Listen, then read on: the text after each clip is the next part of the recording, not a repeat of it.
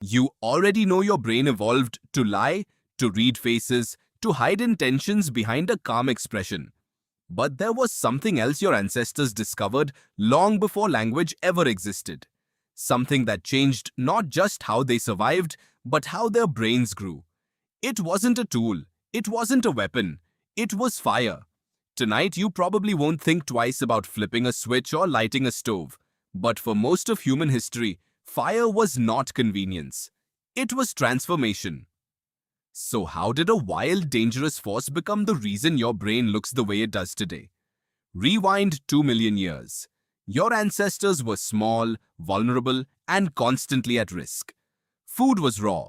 Nights were long and pitch black. Predators ruled the darkness. Every calorie your ancestors ate had to be chewed for hours. Meat was tough. Plants were fibrous. Digestion took enormous energy. Energy that could have gone toward growing a bigger brain. Something had to change. And it did, likely by accident. A lightning strike, a smoldering branch, a spark caught in dry grass. Early humans did not invent fire. They found it. And at some point, someone dared to keep it burning. That decision was terrifying. Fire could kill. Fire could destroy an entire camp in minutes. But it could also do something extraordinary. It could cook food. Primatologist Richard Wrangham built an entire theory around this single shift.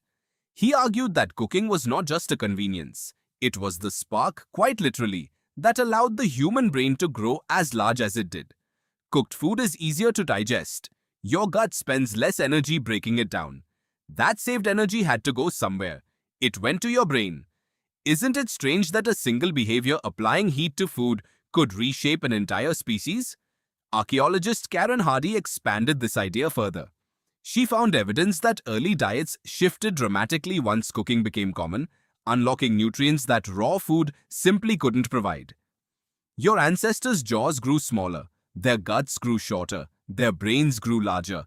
Every one of those changes traces back to a single flickering flame. But fire did more than change digestion.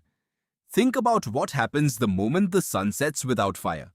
Darkness, vulnerability, constant fear of predators. Fire pushed back the night. For the first time, early humans could stay awake safely after dark, and that extra time had nowhere obvious to go except toward each other. Picture a small group sitting around a fire circle. No hunting, no foraging, just faces, lit orange, facing inward. This might be one of the most underestimated moments in human history. Without the pressures of daytime survival, early humans had space to talk, to gesture, to bond. Some researchers believe this nightly gathering shaped early social structure itself, creating the first regular space for storytelling, teaching, and shared memory. Why does this matter to you? Because your brain still craves this exact ritual. Round a fire, huddled together, faces glowing, voices low. Something in you responds to this scene instinctively, even now. Fire also transformed fear itself. Predators that once ruled the night avoided flame. For the first time, your ancestors weren't simply prey waiting for darkness. They had a tool that pushed danger away. That shift in power mattered. It meant less energy spent on constant vigilance. It meant deeper, safer sleep. And deeper sleep matters more than you might think. It gives the brain time to consolidate memory, process emotion, and strengthen connections built during the day. A well-rested brain, protected by firelight, had room to think beyond mere survival. This is where something remarkable likely began. Not survival thinking, reflective thinking. Sitting near a flame with nothing urgent to do may have given rise to the earliest forms of storytelling. Simple sounds describing the day's hunt, gestures mimicking a chase, early forms of shared memory passed from one voice to another. Fire didn't just cook food, it may have cooked the earliest seeds of language itself. Isn't it fascinating that warmth and safety could quietly give birth to communication? So what does this mean for you today? It means every time you gather with people you trust, lower the lights, and share a story, you're recreating something ancient. Something your ancestors needed just as much as food or shelter.